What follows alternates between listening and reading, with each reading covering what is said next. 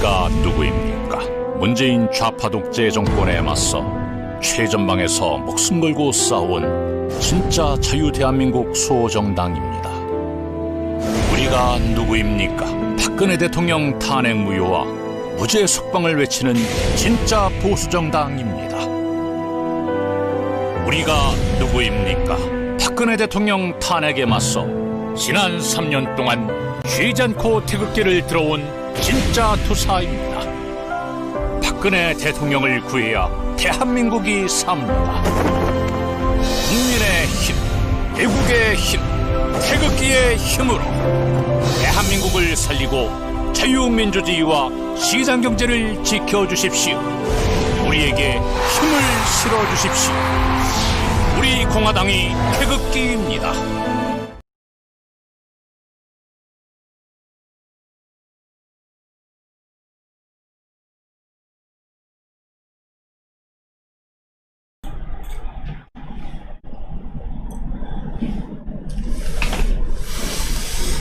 네, 안녕하세요. 우리 당원 동지 여러분, 그리고 애국 시민 여러분, 해외 동포 여러분, 제가 바쁜 일정입니다만은 일주일에 한 번 정도는 이 박태우의 구국 담론을 통해서 주의 현안과 그리고 당에서 꼭 알려야 되는 상황을 말씀드리고 있습니다. 그리고 지금 제가 이렇게 방송을 하기 전에 화면에 비친 제 얼굴을 보니까 저도 머리가 많이 휘었네요. 저도 이렇게 빛을 강하게 받으니까 머리가 많이 휘었다는 게 느껴집니다. 누가 지난 토요일날 6월 6일날 대전 국립현충원에 참배하다가 잠깐 앉아있는데 어이구 1년 새에 머리가 많이 하얘졌다고 그러는데 그 말이 좀 실감이 나네요. 머리가 하얘지는 것도 갑자기 하얘지고 그런 것 같습니다. 우리 당원 동지 여러분들도 아마 1년 사이에 머리가 많이 하얘진 분이 많지 않을까. 그만큼 고민도 많았고 또 고달프고 또 아픈 시간들도 많은 시간이다 보니까 머리가 휘어지는 그 속도도 빨라지지 않나 이런 생각이 듭니다. 지금 이제 7월 4일 전국 대의원대회를 앞두고 우리 당에서 이런저런 준비를 착실히 해가고 있습니다. 이제 후보 접수 기간이 내일부터 금요일까지로 예정되어 있는데 얼마나 접수될지 기다리고 있는 상황입니다. 많은 분들이 질문도 하고 전화도 오시고 또 일반 우리 국민들하고 이렇게 대화할 시간이 있어서 걱정들을 합니다. 물론 무사태평한 분들이 없는 건 아니에요. 그냥 가짜 언론들이 이렇게 만드는 뉴스를 가지고 그걸 고지것대로 믿고 나라가 좀 어렵긴 하지만 그래도 큰 문제가 있느냐 이런 말씀 하는 분들이 있지만 그거는 대단히 잘못된 진단인 것이죠.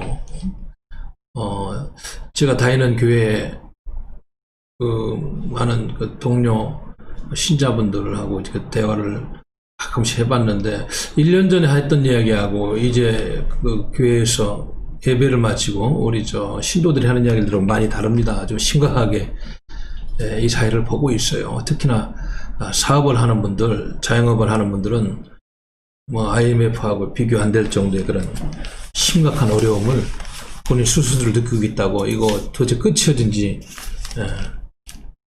큰일 났다는 말씀하는 걸 들었어요. 이미 다 예고된 거였고 그렇게 이야기를 하고 외쳤어도 정론이 설파되지 않고 이러한 정확한 분석과 해법에 대해서 사회적인 분위기가 창달이 되지 않고 이것이 정책 결정으로 국민의 대표자들에 의해서 채택이 되지 않는 왜곡된 이런 국정이 이렇게 계속되다 보니까 어려워질 수밖에 없다. 그래서 오늘 신문에도 보면은 한국을 향한 피치 경고다. 세계 3대 신용평가사인 피치가 또 경고를 하고 있어요. 특히 올해 60조 규모로 3차 추경을 편성하면 이제 국가 채무 비율이 GDP 대비죠. GDP 대비 43.5%를 치솟으면은 급증하는 국가 채무로 인해 가지고 국가 신용 등급 하락 위험을 경고하고 있는 이제 본격적으로 국제 금융기관들 평가사들의 신용평가사들의 경고가 또 시작되고 있는 이런 형국입니다.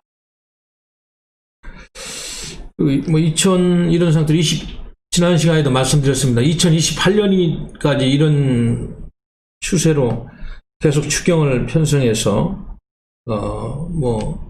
이렇게 이런 속도로 간다면 GDP 대비 국가 채무 비율이 80%까지 갈 수 있다는 지난주에 내 말씀 올린 그런 자료도 있었는데, 이건 매우 이제 심각한 것이죠. 그래서 이런 문제에 대해서 우리가 이제 일부 언론들에서 보도를 조금씩 하고 있습니다만은 더 좀 심각하게 보도를 해야 되는데 그러지 못하다는 것이 안타까운 현실입니다. 그래서 세계은행도 올해 경제가 결국 마이너스 5.2% 성장할 것이다 이렇게 전망하고 있어요. 이게 이제 2차 재난 이후에 최악이라니까. IMF는 국제통화기금은 원래 통화기금은 마이너스 3%를 전망했는데 세계은행은 월드뱅크는 마이너스 5.2%, 올해 경제가 마이너스 5.2% 성장한다고 그럽니다. 2차 재난 이후에 최악이라니까. 그 와중에서 좌파 정권의 잘못된 복지 포퓰리즘, 소득 주도 성장론, 또 코로나 경제, 긴급 재정 투입 이런 것들이 더 악영향을 주는 방향으로 대한민국을 어렵게 하고 있다. 특히나 중소기업을 하는 분들이 117조 원이라는 그런 대출, 보증 지원 이런 돈들이 전부 풀렸다는 언론 보도가 있는데, 돈이 도대체 어디 있는지 본인들은 정작 자금을 구하지 못해서 발을 동동 구르고 있다는 이런 이야기를 들었어요. 그러니까 이것이 지금 우리 현실 속에서 자꾸 이렇게 하나 둘씩 나타나는 이런 거에 대해서 정부가 이제 더 이상 조금 좋은 이야기만 하지 말고 더 있는 현실을 그대로 알리면서 가야 되지 않느냐 이런 생각을 해보는 겁니다. 답답하죠. 어제도 제가 몇 말씀 올렸습니다만은 이제 우리 안보와 경제 이 양 두 축이 어떻게 굴러갈지, 이제 우리 국회가 국민을 대표하는 대의기관으로서 역할이 정립이 안 되는 상황에서 더 암담하다 이런 말씀을 드리는 것입니다. 특히나 지금 마치 남북 문제에 있어서도 무슨 남북 경제협력을 하면은 한반도에 평화가 오고 한반도에 경제가 온다는 그런 이상한 소리들 하더니 요즘은 쏙 들어갔죠. 너무 경기가 안 좋으니까 이제 그런 이야기는 싹 들어가고, 요즘은 뭡니까 대북 전단 살포 문제 가지고 북한의 그 30대 중반에 무슨 김여정이라는 노동당 제1부 부장인가 2부 부장인가요? 이분이 한 말씀 전단 살포 이야기하니까 법을 만들어서 제재하겠다. 그래서 심지어는 군까지 동원해가지고 우리 국민들 대북 전단 살포를 막겠다. 이런 이야기를 하는 정부니까 국정의 포인트가 어디 있는지 도대체 알 수가 없다. 어제 민주평통 수석 부의장이 탈북단체의 그런 대북 전단 살포 계획에 대해서 그런 일이 일어나지 않도록 경찰과 군병력을 동원해야 된다 이런 이야기를 했다고 그래요. 야, 참 헌법에 엄연히 표현의 자유가 있죠. 표현의 자유가 얼마나 중요합니까? 이거를 한 정파의 과도한 이념에 기반한 좌북 종속 노선을 추종하는 정책의 일환으로 헌법의 기본권을 침해하겠다는 아주 그릇된 발상을 하는 사람들이죠. 북한이 그런 이야기를 한다고 그래. 헌법에 기반해서 통치를 하는 대한민국에서 국민의 세금으로 녹을 먹는 자들이 이런 소리를 해서 되겠어요? 아무리 권력에 충성해서 본인들이 부귀영화를 얼마나 누릴지 모릅니다만 해서는 안 될 말이 있는 거 아니겠어요? 민주평통 수석 부의장이 어떤 사람인지 내가 잘 모르겠는데 정신 나간 사람이 아니면 어떻게 군병력과 경찰력을 동원해서 대북전단 살포를 헌법에 보장된 국민의 권리를 탈북자들이 힘이 없고 우리 사회의 약간의 주류가 아니라고 이렇게 함부로 이야기해도 되는 것인지, 마치 저는 이 이야기를 딱 들으면서 이렇게 비교하면 안 되겠습니다만은 과거 역사 속에서 권력만을 쫓는 자들이 이렇게 자신의 지위를 보존하기 위해 사는 얘기 아닌가, 이런 생각을 하게 되었습니다. 지금 제가 이제 나라의 경제 문제, 국가 채무가 이렇게 급격히 늘어가고 안보도 답보가 안 되고 있는 이런 상황에서 왜 이렇게 헌법과는 어긋나는 발언들이 계속 나오고, 이거를 언론들이 그냥 약간의 비판 막 섞였습니다만은, 그나마 이제 뭐 보수라고 했던 약간의 비판이 있습니다만은, 이런 이야기를 보도하면서 국민을 괴롭히고 있는 것인지 이해할 수가 없다, 이런 말씀을 할 수밖에 없어요. 국가 채무도 지금 뭐 조금 전에 말씀드렸듯이 너무 기하급수적으로 이렇게 늘어나는 그런 전 세계적인 경제 불황에 우리 정부가 지금 중소기업과 대기업들이 겪고 있는 여러 가지 미래에 대한 암울한 전망을 생각하면 정말 앞이 안 보인다, 이런 말을 들을 수밖에 없습니다. 유럽에서 대표적으로 그래도 경제가 튼튼했다던 스페인마저도 오늘 보니까 채무 비율이 급등해가지고 신용이 추락하고 있다. 그래서 지금 스페인이 국가 채무 비율이 지금 여기 보니까 자료를 2007년도에는 그 신용 등급이 AAA로 35.5%의 국가 채무 비율이었어요. 지금 그러다가 2011년도에는 69.5%로 AA-로 갔다가 2018년도는 97.1%로 이제 A로 떨어지는 이런 국가 채무가 얼마나 무서운지를 지금 우리 대한민국이 이러한 나라들의 잘못된 노선을 지금 따라가고 있다. 여기도 보니까 이탈리아도 마찬가지예요. 1980년대에는 53.5% GDP 대비 국가 채무 비율.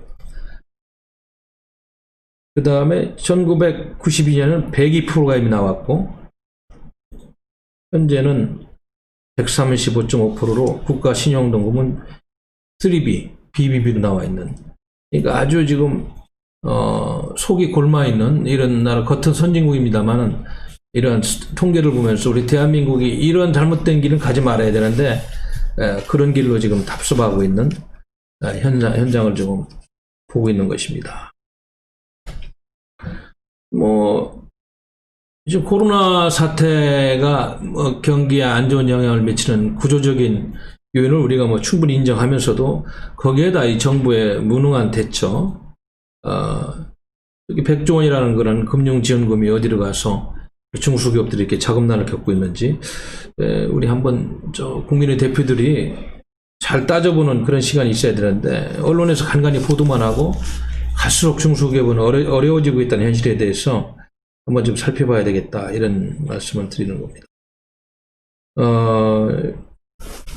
문재인 정권이 뭐 임기가 2년 남아서 모르겠어요. 국회를 사실상 이렇게 장악한 상태에서 그런 정책을 과연 소득주도 성장으로 대표되는 또 복지 포퓰리즘, 또 과도한 긴급 재난 지원금 이런 쪽으로 가서 이나마 굶고 있는 거를 잠시 이렇게 서민들이 숨통을 틔워주는 잠시 그런 방향으로 정책을 계속하다 보면 아까 말씀드렸듯이 경제를 재생하고 재정 건전성을 확보할 수 있는 방안은 없을 텐데, 이런 부분에 대해서 그 누구도 이야기하지 않고 그냥 지켜만 보고 있는 현실이다, 이런 말씀을 드릴 수밖에 없어요. 윤미향 씨 문제, 국회의원이 됐다고 하는데 참 세상에 국회의원이라는 직분이 이런 도덕적인 결함과 비판 속에서도 그냥 갖고 가는 직책인지, 그러면 그런 분들이 국회에 가면 과연 국민들이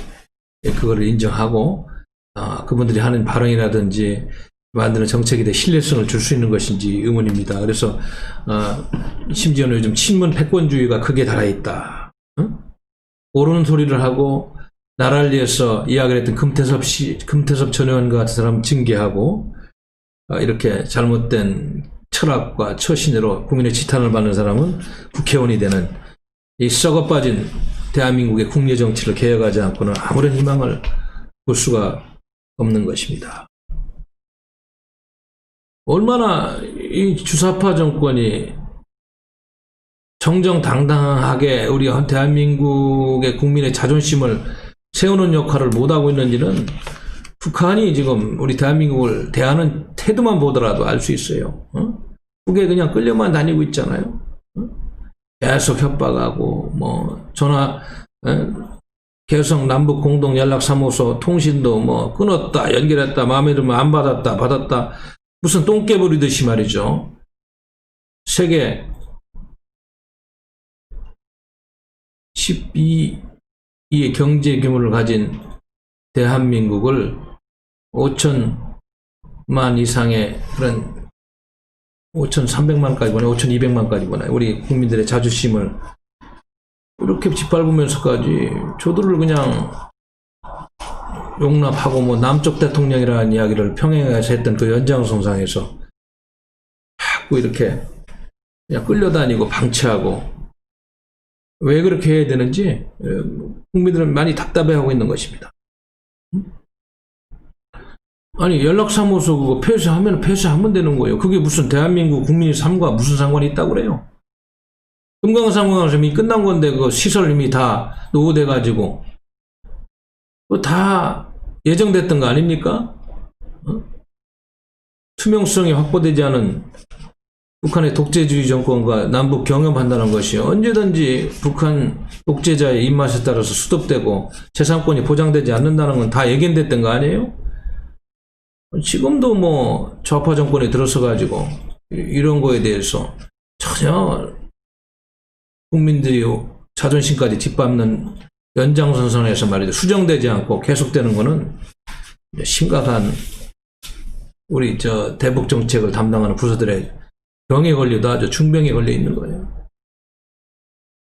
아니 잠시 권력을 이임하는 권력에 충성한다 하더라도 이런 짓거리들을 하면 안 됩니다. 당장 수정돼야 될 것이에요. 어제도 제가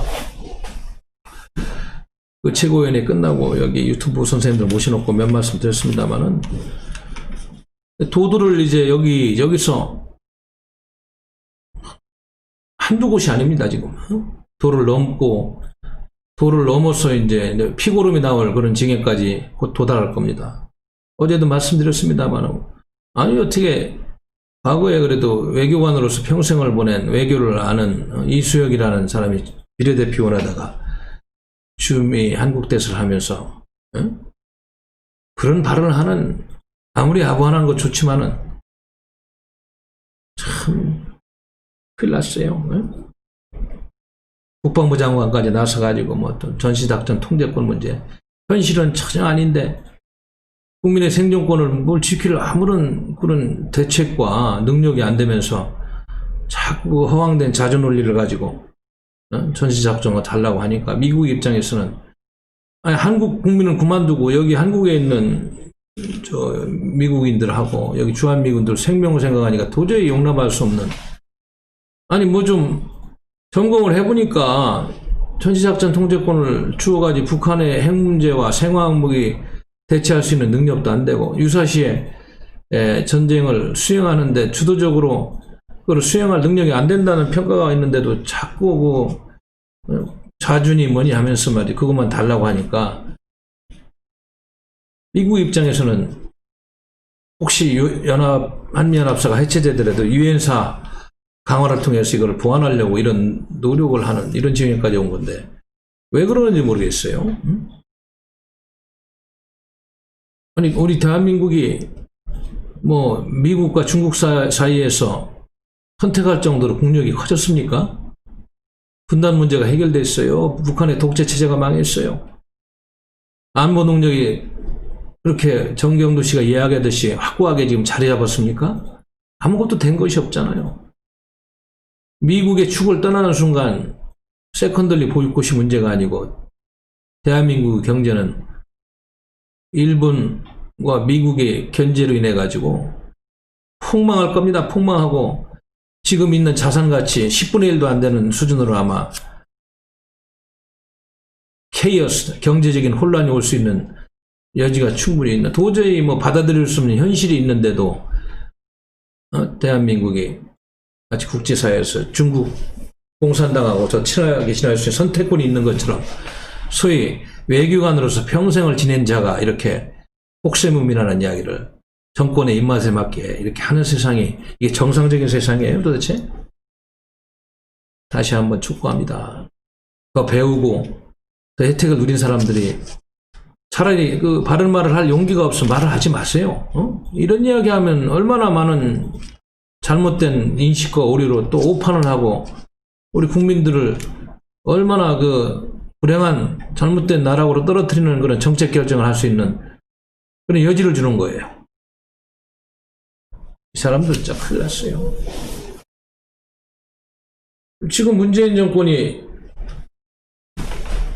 반미 친중한다는 거야. 국제적으로 지난 3년간의 정책을 통해서 아는 사람들은 압니다만은 그나마 미국을 떨어내지 못하고 붙잡고 있는 것은 제가 이야기했듯이 그 축이 무너지면은 이 정권 기반 조체도 사그러진다는 걸 알기 때문에 본인들이 아무리 민족 주체니 뭐니 민족 해방이니 뭐니 하면서 철진한 이념으로 남북 연방제를 하든 사회주의로 가든 뭐를 하든 간에 이 반미하는 것이 무서운 거를 알고 있는 사람들이 이렇게 함부로 이렇게 이야기해서는 안 됩니다.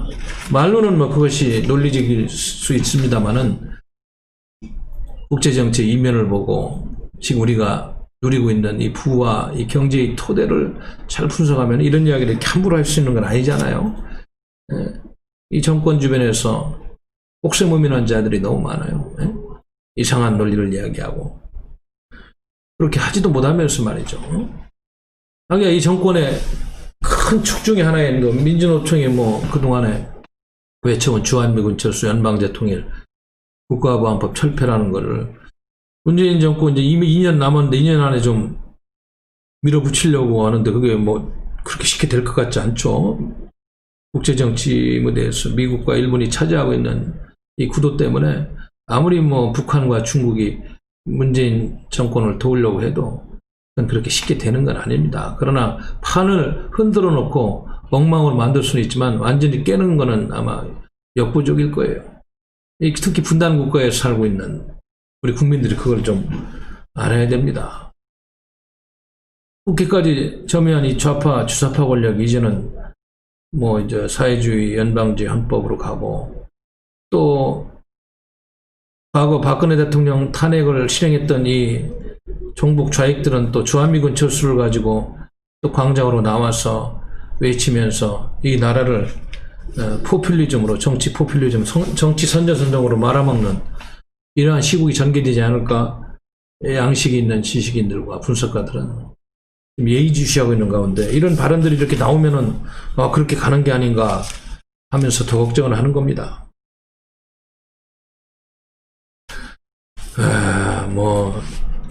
또 이제 국민들의 복지 문제 가지고 먹고 사는 게 힘들고 당장 한치 앞에 안 보이니까 땜빵하는 식으로 일회용 반창고로 이제 기본소득제를 이야기하고 이걸 가지고 덤론을 만들고 있는데 돈이 있나요? 그렇게 뜯어먹을 빵을 키운 다음에 좀 뜯어먹고 나눠 먹어야지. 빵은 적어지는데 그걸 다 뜯어먹으면 재투자할 돈, R&D에 투자할 돈, 전략적으로 산업을 일구는데 비축해야 될 그런 자금들은 다 고갈되고 또 어떻게 그 기업들이 앞으로 국제 무대에서 경쟁력을 키운다는 것인지 상식을 가진 사람들은 걱정하는 겁니다. 그 월 50만 원씩 이렇게 1인당 준다면은 지금 여기 보니까 기사를 보니까 기본소득 한번 이제 시작을 하면은 우리나라가 올해 아마 국세 수입 279조 이렇게 거친다고 하는데 전 국민을 월 50만 원 준다고 하면은 311조가 필요하다고 그래요. 그러니까 나눠주는 건 이것처럼 쉬운 게 어딨어요? 돈 빚내서 나눠주고 받아가지고 쓰고. 그러나 이 돈을 벌고 부를 창출하는 거는 얼마나 어려운 겁니까? 그 배고픈 시절 경제 성장할 때 그 어려운 시절 잊으면 안 되죠. 그래서 국가의 재정을 잘 써서 국민들을 보살피는 거는 당연히 해야 될 일입니다. 이렇게 급격하게 포퓰리즘으로 국가가 감당할 수 없는 이야기들을 이렇게 앞서서 하는 것은 맞지 않다. 이런 말씀 드리는 겁니다. 저는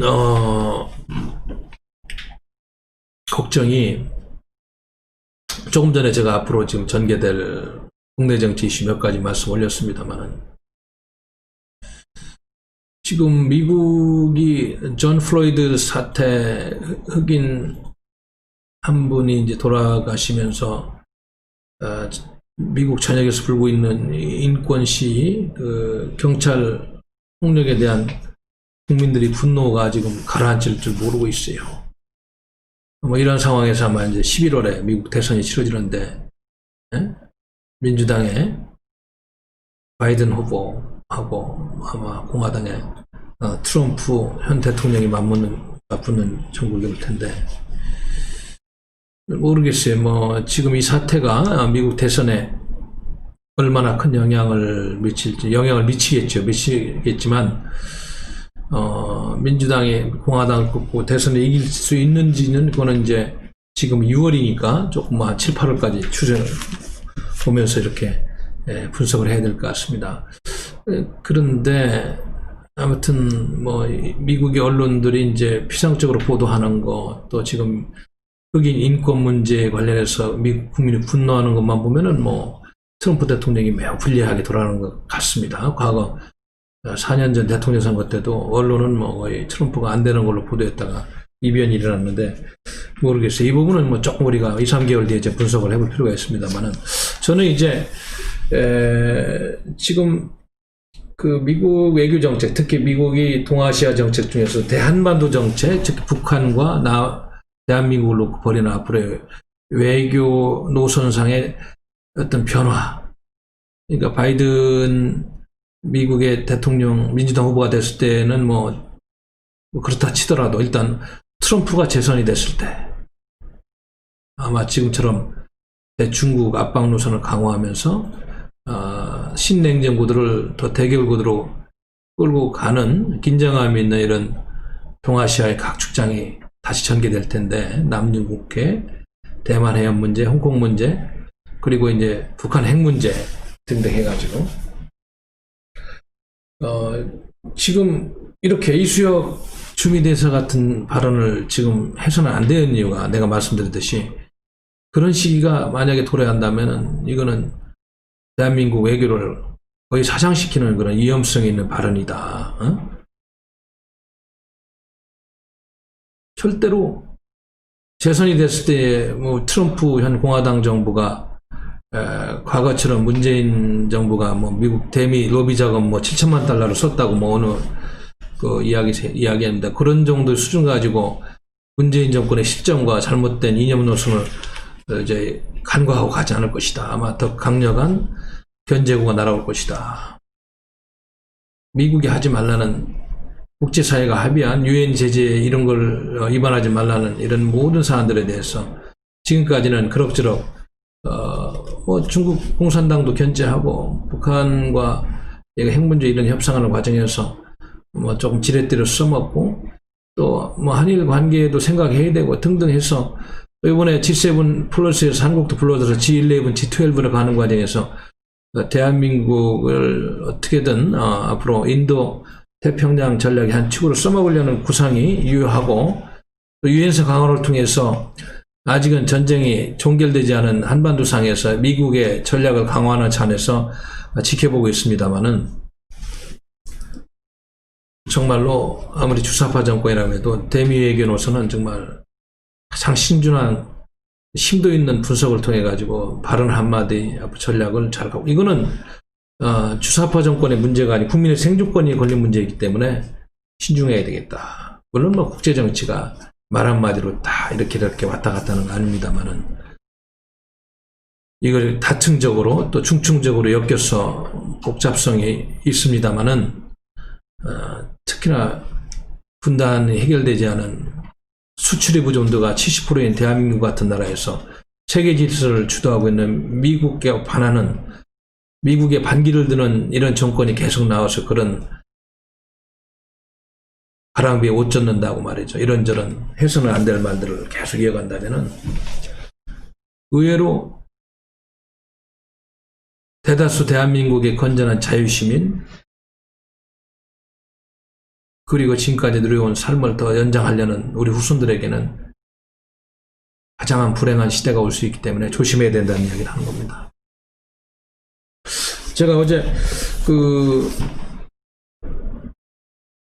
책을 하나 이제 선물을 받았는데요. 우리 인지연 수석 대변인이나 아마 부친께서 낸 책인 것 같아요. 이승만의 현대사 위대한 3년 그래가지고 책을 대충 보니까 바로 해방 전국 이전에 1945년 전후에 이렇게 국제정치 흐름에 대해서 냉정한 판단을 하고 정확한 분석을 한 이승만이라는 그런 전략가가 없었다면 어떻게 됐을까 이런 생각하는 글들을 많이 이렇게 써놓은 걸 봤어요. 이렇게 한 국가의 지도자의 해안과 역량과 전략과 통찰력은 굉장히 중요한, 특히나 지금과 같이 폭풍 전야의 동북아시아에 이러한 것을 판을 읽지를 못하고 우분한의 개구리식으로 잘못된 이념으로 나라를 통치하다가 큰 우환이 생길까 걱정을 하는 겁니다. 지금 세상이 독일과 같은 그러한 G7 국가의 핵심적인 역할을, 유럽 경제의 핵심적인 그런 축을 담당하고 있는 독일과 같은 나라에서도 지금 미군의 존재를 계속 원하고 그곳에 주둔해달라고 이렇게 지금 협상을 통해서 이런 시점에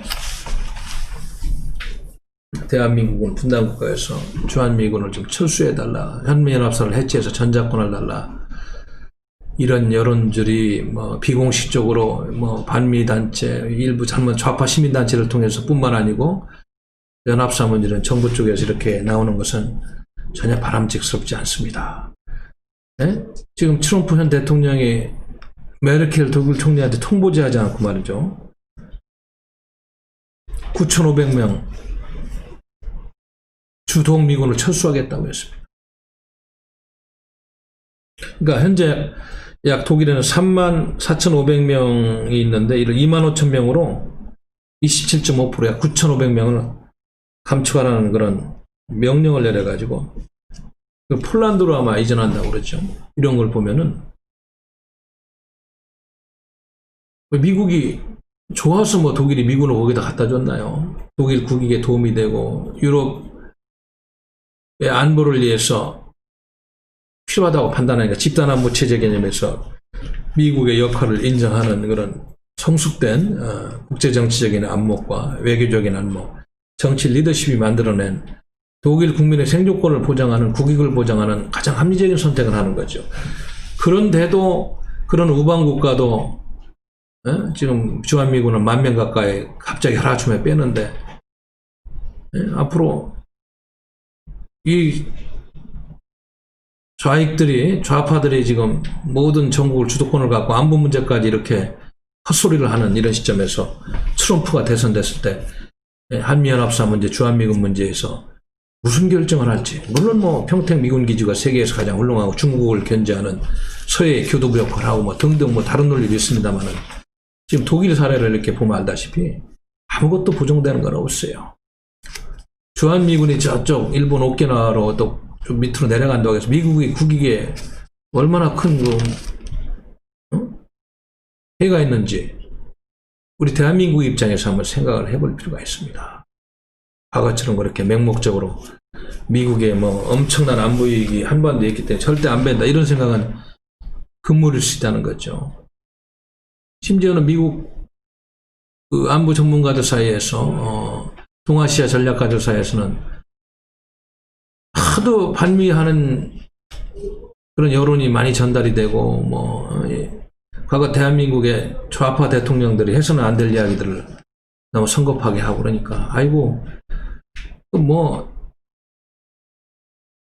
북한이든 남한이든 지들끼리 싸워가지고 뭐 어떤 놈이 통일되든 통일과 이룬 다음에 중국 쪽으로만 기울지 않게 우리가 관리하면 되지. 어차피 베트남도 그 많은 희생을 치르고 비록 공산화됐지만 공산화된 다음에 미국이 필요해서 우리한테 잘 지내자고 이렇게 와서 좋은 외교관계 맺고 중국을 견제하는 축으로 됐는데 한반도도 뭐 그렇게 간다고 해서 미국에 장기적으로 무슨 큰 해가 되겠느냐. 이런 위험한 이야기를 하는 지경까지 오고 있는데 그래 그거를 불을 붙이는 발언들을 공식 외교사들이 그 땅에서 하고 있다는 자체가 참 서글픈 현실이고 잘못된 것이다. 우리 국민들이 살아있고 우리 재미교포들이 대한민국의 안보 이익을 생각하는 그런 발언을 하는 그분을 참 많이 혼내야 되겠다는 생각을 하는 겁니다. 곧 망할 북한의 독재 정권에 대해서 이런저런 이야기를 자꾸 하는 거는 좀 그렇습니다만은 하여튼 북한의 독재자의 동생, 여동생 김여정이가 한마디 하는 거 가지고 대한민국 정부에서 법을 만든다고 하는 이 어처구니 현실이 바로 이 상식과 그리고 이 헌법 정신을 벗어난 잘못된 정파의 이득을 반영하는 그런 정책 집행으로 얼마나 큰 불행을 초래할 수 있을까 하는 걱정에서 말씀을 드리는 것입니다. 존경하고 사랑하는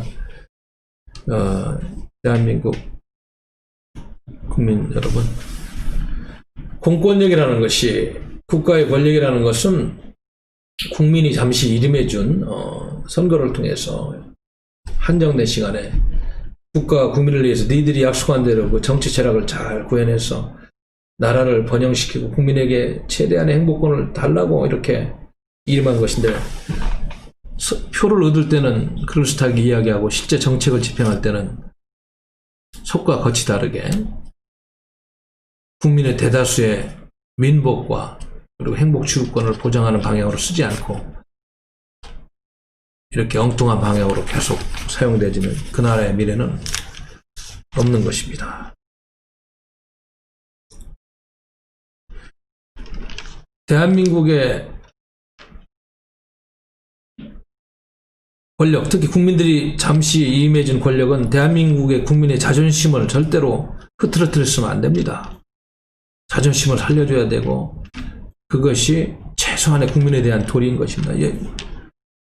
작품에 보여지는 북한에 대한 굴종적인 자세, 이 처신들을 보면 도대체 이 나라는 헌법이 지배하는 나라인지 아주 철이 지난 개똥 철학 같은 잘못된 철학이 지배하는 나라인지 심히 우려된다. 자신들의 이념과 뜻에 맞는 사람들은 전혀 타당성과 정당성이 확보되지 않은데 우대하고 헌법을 지키고 이 나라를 걱정하는 사람들을 홀대받는 이런 사회가 되면은 도대체 누가 이 나라를 위해서 일을 하고 어떻게 이 나라의 국기가 서고 나라의 미래를 걱정하는 정신이 바로 세워지겠어요. 참. 그래서 지난번 저희들 작년에 지소미아 파당 때도 그 많은 외침을 하고 했습니다. 또다시 이 정권이 국회까지 장악하니까 또다시 지금 징용 배상금 문제 때문에 또 뭐 일본 기업의 그 국내에 있는 재산을 좀 팔아서 뭘 하겠다는 이런 하면서 또다시 지금 한일 분쟁 2라운드를 예고하고 있어요. 8월 4일 날인가 이거를 뭐 집행한다고 그러는데 제가 보기에는 뭐 큰일 납니다. 제가 조금 모두에서 분석해드렸듯이 아직은 대한민국은 분단 국가로서 비록 경제적으로는 어느 정도 이뤘는지 모르겠습니다만 여러 가지 구조적인 토대라든지 국제정치적인 구도 그리고 한반도의 복잡성을 인해서 잘못된 정책을 이렇게 밀고 가다가 큰 칼을 당할 수가 있어요. 정말로 국민을 생각하고 역사를 생각하는 정권이라면 이런 짓거리는 하지 말아야 된다. 저는 그렇게 생각합니다. 뭐 많은 우리 지인들이라는 그 국민들이 요즘 참 세상이 희한하게 돌아간다. 지난번에도 제가 말씀드렸듯이 6월 6일 현충일날 나라를 위해서 순국하신 호국영령들과 순국세녀들의 가족들을 이루어야 되는데, 지난번 현충일날은 천안함과 연평도 유족들을 원래 그 행사장에 6월 6일날 대통령이 참석하는 행사장에 뺐다가 나중에 초청하나, 이게 뭐 의도적으로 그런 건지 이런 세상이 됐어요. 그러니까 세상이 참 희한하게 돌아간다. 어떻게 되는 것인가. 생각과 양식과 상식이 있는 사람들은 그런 걱정을 하는 겁니다. 위안부 피해자 이용수 할머니가 윤미향에게 30년 동안 이용만 당했다, 이런 이야기가 나와도 양심이 죽었는지 우리 사회는 이러한 사람은 아직도 국회의원이라고 국회에서 국민을 세금을 주고 있는 이런 사회예요. 양심과 도덕과 법과 정의가 어디 갔는지 우리 한번 가슴에 손을 얹고 더 고민을 좀 해봐야 될 것 같습니다. 그래서 이렇게 난세 어려운 시대에는 직언을 하고 충언을 하는 그런 세력들이 많고, 지금 민주주의 사회에서는 그러한 역할을 하는 것이 언론인데 거듭거듭 이야기합니다만 그런 기능이 다 상실된 거의 없는 대한민국 사회에서 국민들이 정신마저 혼미해지면은 이제는 우리가 누리고 있는 자유와 번영의 토대를 다 잃어버릴 것이다 하는 말씀을 수차례 계속 드릴 수밖에 없다. 저는 그렇게 생각합니다. 모든 게 지금 잘못 가고 있어요. 네? 좌파 이념을 가지고 잘못된 길로 가고 있는 NGO 당제 전부가 뭐 지원을 60%는 하고 있다. 그러면 헌법을 지키고 옳은 소리를 하는 단체들은 그만큼 소외되고 이런 세상에 살고 있는 것입니다.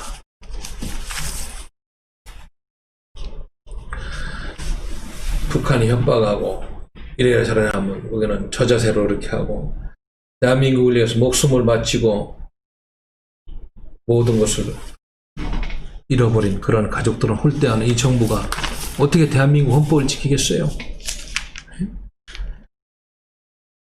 그래서 대미 관계부터 또 한일 관계 정말로 그렇게 정권의 편의적인 이념적인 잣대로 하지 말고 다시 한번 나라를 위해서 심사숙고해달라, 이런 말씀을 드리는 겁니다. 코로나 여파로 이렇게 우리가 어려워지고 가중치를 받고 경제적인 압박감을 느낍니다만, 저는 그것보다도 더 근본적인 것은 우리 대한민국은 잘못된 수사파 정권의 국정 철학과 노선이 더 큰 문제라는 생각을 하고 있어요. 이것을 우리 국민들이 명확히 봐야 됩니다. 그래서 우리 공화당은 아무튼 이번 7.4 전당대회를 치르고 나서 2기 지도부가 들었으면은 바로 이러한 혼란과 그리고 무질서한 대한민국의 국내 정치 문제, 현안 문제 등에 대해서 우리 당원들과 함께 고민할 수 있는 정치학교도 좀 열고 해서 정치 아카데미도 열어서 이렇게 더욱더 좀 노선 투쟁을 할 수 있는 정체성의 확립, 이런 측면에서도 더 많은 노력을 해야 되겠다, 저는 그런 생각을 하고 있습니다.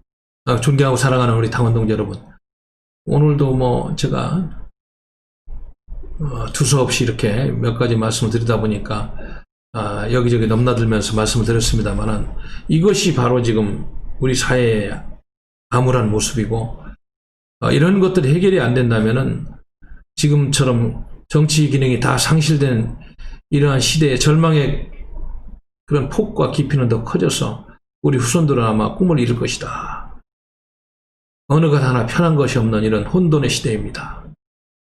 국민들이 동굴의 우상 속에 갇혀가지고 진실과 정의를 못 보면 안 됩니다. 깨워야 됩니다. 대한민국은 분단 국가로서 연염의 선진국처럼 그렇게 편안한 잣대로서 똑같이 모든 것을 분석할 수는 없어요. 더 긴박하고 더 긴장되고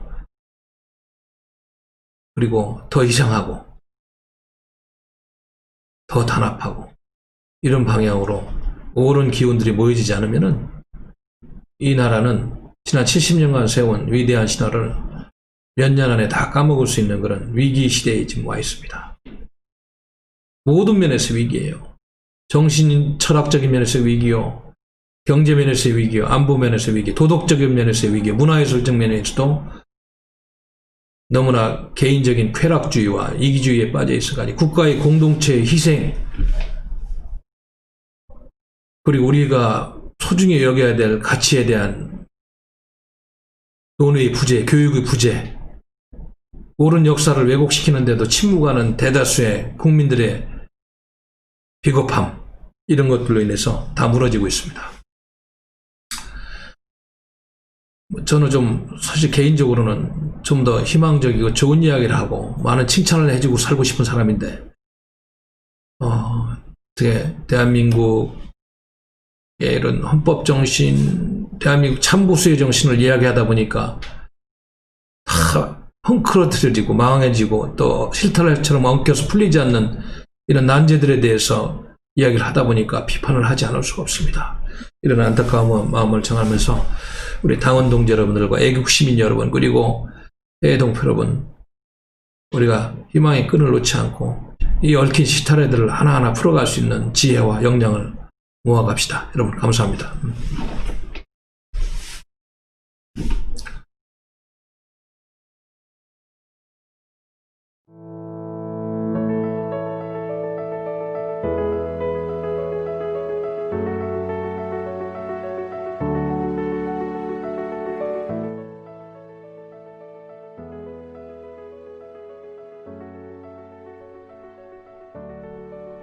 잠시 안내 말씀 드리겠습니다.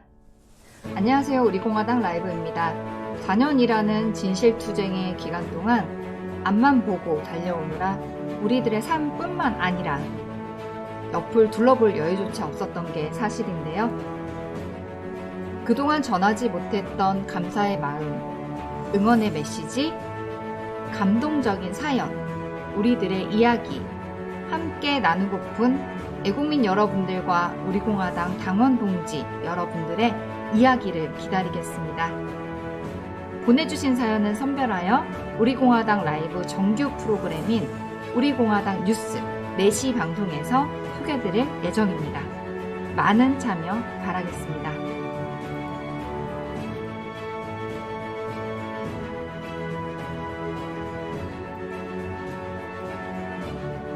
보내주실 곳은 주소 서울특별시 영등포구 국회대로 640 준빌딩 5층 우리공화당 라이브 담당자 앞으로 보내주시면 되시고요. 우편번호는 07245입니다. 이메일 주소는 vip1002030@naver.com입니다. 많은 참여와 성원 부탁드립니다.